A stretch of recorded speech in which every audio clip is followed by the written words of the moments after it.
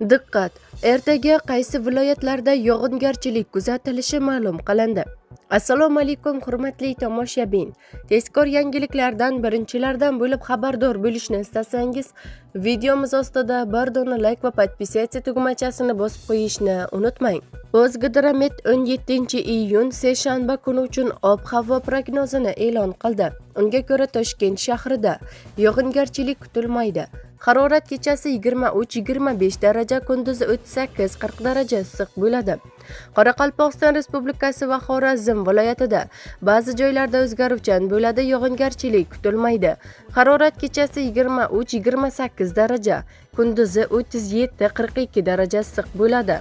Buxoro va Navoiy viloyatlarida yog'ingarchilik kutilmaydi. Harorat kechasi 23-28 daraja, kunduzi 39-44 daraja issiq bo'ladi.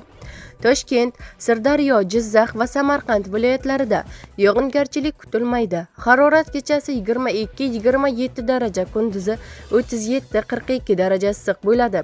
Qashqadaryo va Surxondaryo viloyatlarida yog'ingarchilik kutilmaydi. Harorat kechasi 23-28 daraja, kunduzi 39-44 daraja issiq bo'ladi.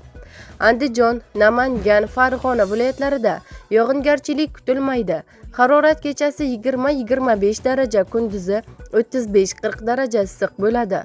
Respublikaning tog' oldi va tog'li hududlarida havo biroz bulutli bo'ladi. Ba'zi joylarda o'zgaruvchan bo'ladi. Ba'zi joylarda qisqa muddatli yomg'ir yog'adi. Momaqaldiroq bo'lishi mumkin. Harorat kechasi 13-18 daraja, kunduzi 25-30 daraja issiq bo'ladi, deyiladi prognozlarda.